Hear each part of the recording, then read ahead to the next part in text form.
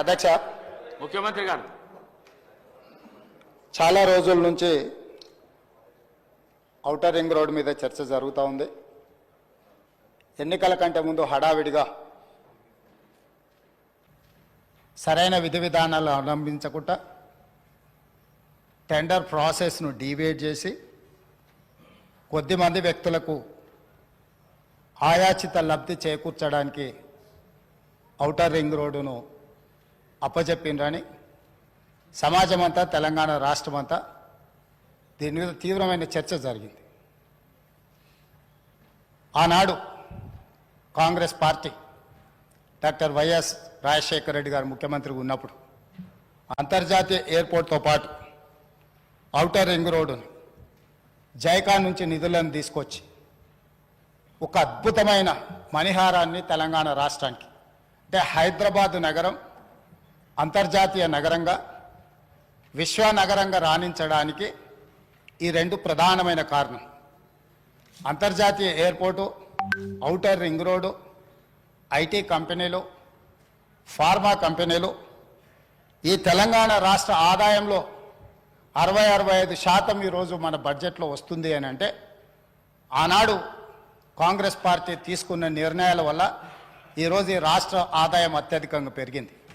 ఇదే కాకుండా ఈ నగరం ప్రజల యొక్క అవసరాలు తీర్చాలి, దాహార్తి తీర్చాలి అని ఆనాడు పీజేఆర్ గారు పదే పదే చేసిన ధర్నాల నేపథ్యంలో కృష్ణానది జలాలను ఫేజ్ 1, ఫేజ్ 2, ఫేజ్ 3 కావచ్చు, గోదావరి నది జలాలను హైదరాబాద్ తాగునీటి దాహార్తిని తీర్చడానికి ఈ హైదరాబాద్ నగరానికి కృష్ణా గోదావరి జలాలను తరలించి ఇక్కడికి వచ్చి నివసించే లక్షలాది మంది ప్రజల యొక్క అవసరాల తాగునీటి సమస్యలను పరిష్కరించింది కాంగ్రెస్ పార్టీ.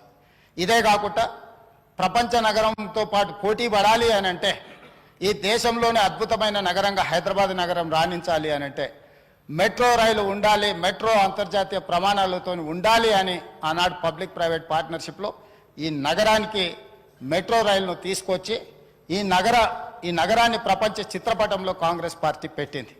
అంటే ఈరోజు ఈ నగరం అంతర్జాతీయ నగరంగా రాణించడానికి కారణం కృష్ణా గోదావరి నదీ జలాలు, ఔటర్ రింగ్ రోడ్డు, అంతర్జాతీయ ఎయిర్పోర్టు, మెట్రో రైలు, ఐటీ కంపెనీలు, ఫార్మా కంపెనీలు, శాంతి భద్రతలను కాపాడడం, మత సామరస్యాన్ని పెంపొందించడం, ఇలాంటి ఎన్నో విధానపరమైన నిర్ణయాలు, కఠినమైన నిర్ణయాలు, రోజుకు 24 గంటలు నిరంతర విద్యుత్తు, ఒక్క నిమిషం కూడా పరిశ్రమలకు విద్యుత్ కోతలు ఉండకూడదు, 100% రోజుకు 24 గంటలు, సంవత్సరానికి 365 రోజులు విద్యుత్తు సరఫరాను నిరంతరాయంగా అందించినప్పుడే ఈ నగరానికి ప్రపంచ స్థాయి పెట్టుబడులు వచ్చి, పరిశ్రమలు వచ్చి ఈ నగరం అభివృద్ధి చెందుతుంది. ఇక్కడ చదువుకుంటున్న యువతీ యువకులు డాక్టర్లుగా, లాయర్లుగా, ఇంజనీర్లుగా ముఖ్యంగా రాణించాలి అని ఆనాడు ఎన్నో కాలేజీలతో పాటు ఆనాటి ప్రభుత్వం తెచ్చిన ఐఎస్బి కావచ్చు, IIIT కావచ్చు, ఐఐటీలు కావచ్చు, ఇట్లాంటి అంతర్జాతీయ విద్యా సంస్థల్ని తీసుకొచ్చి ఆ సంస్థల్ని పెంపొందించి ఒక క్రీడా స్ఫూర్తిని పెంపొందించాలని క్రీడా స్టేడియంలను కట్టడమే కాకుండా అంతర్జాతీయ స్థాయి క్రీడల్ని నిర్వహించడం ఈ హైదరాబాదు నగరంలో ఆనాడు ప్రభుత్వాలు తీసుకురావటంటే హైదరాబాదు నగరం రాణించింది. అందుకే ఈరోజు మనము 2 లక్షల పైచిలకు కోట్ల బడ్జెట్కు చేరినామంటే ప్రధానమైన ఆదాయం ఇదే. వీటితో పాటు జలయజ్ఞంలో భాగంగా తెలంగాణ రాష్ట్రం ఎడారిగా మారిపోతుంది. ఈ రాష్ట్రంలో సాగునీటిని మొత్తం ప్రతి ఎకరాకు అందించాలన్న ఒక లక్ష్యంతో జలయజ్ఞంలో భాగంగా కల్వకుర్తి కావచ్చు, భీమా కావచ్చు, నెట్టంపాడు కావచ్చు, కోయిల్సాగర్ కావచ్చు, జూరాల పునరుద్ధరణ కావచ్చు, లేకపోతే RDS ప్రాజెక్టులు కావచ్చు, లేకపోతే శ్రీరామ్ సాగర్ కావచ్చు, శ్రీపాద ఎల్లంపల్లి కావచ్చు, ప్రాణహిత చేవెళ్ళ కావచ్చు, తుమ్మిడిహెట్టి దగ్గర ప్రాజెక్టు నిర్మించడం ద్వారా 38,000 కోట్ల రూపాయలతోని 16 లక్షల ఎకరాలకు నీళ్లు అందించాలి. చేవెళ్ళ ఎక్కడ ఆదిలాబాద్లో తుమ్మిడిహెట్టిలో మొదలుపెట్టిన గోదావరి జలాలను చేవెళ్ళ వరకు వికారాబాద్, తాండూరు, మీ నియోజకవర్గమైన కొడంగల్, మన వికారాబాద్ వరకు తరలించాలని చేవెళ్ళ దగ్గర దాదాపుగా 1,000 కోట్ల రూపాయలు ఖర్చు పెట్టి ప్రాజెక్టులను చేపట్టారు.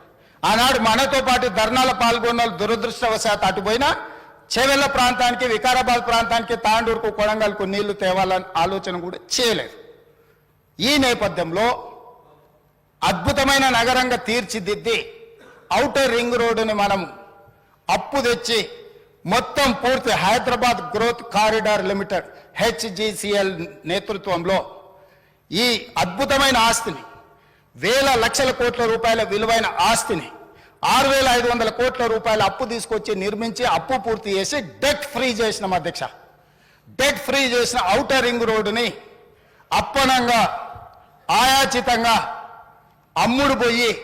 అమ్ముకొని ఎన్నికల ముందు హడావిడిగా వాళ్ళకి క్లియర్గా తెలుసు ప్రజలు తిరస్కరించారు, ప్రజలు ఓడించబోతున్నారు, ప్రజలు బొంద పెట్టబోతున్నారని తెలిసి ఉన్నదల్లా తెగ నమ్ముకొని దేశం విడిచి పారిపోవాలన్న ఆలోచనతోనే ఔటర్ రింగ్ రోడ్డుని అమ్ముకున్నారు. అయితే ఈరోజు మాజీ ఆర్థిక శాఖ మంత్రి, ఎందుకంటే వారు ఆర్థిక శాఖ మంత్రిగా ఉన్నప్పుడే అది అమ్మిండ్రు, ఈరోజు వారే డిమాండ్ చేసిండ్రు ఈ ఔటర్ రింగ్ రోడ్ అమ్మకం మీద మీరు విచారణ ఇయ్యండి అని. నేను మనస్ఫూర్తిగా వారు మనస్ఫూర్తిగా విచారణకి ఏదైతే అడిగినరో వెనకాల వారు కూడా చదువు వచ్చినా రాకపోయినా వారు కూడా వారికి మద్దతు పలికినందుకు వారిద్దరి కోరిక మేరకు స్పెషల్ ఇన్వెస్టిగేటింగ్ టీంను నిర్వహించి ప్రధాన ప్రతిపక్షం కోరిక మేరకు ఔటర్ రింగ్ రోడ్డు టెండర్కు సంబంధించి ప్రైవేటు సంస్థలకు కట్టబెట్టిన విధానాల మీద ఈ సభ ద్వారా ఈ సభ్యులందరి ఆమోదంతో విచారణకు నేను ఆదేశిస్తున్నా. తమరి విచారణకు అనుమతి ఇవ్వాల్సిందిగా విచారణకు సంబంధించిన విధి విధానాలు స్పష్టంగా తెలంగాణ రాష్ట్ర ప్రజలకు నేను హరీష్ రావు గారి కోరిక మేరకు ఔటర్ రింగ్ రోడ్డు టెండర్ విషయంలో పూర్తి స్థాయి విచారణకు ఆదేశిస్తున్నాను.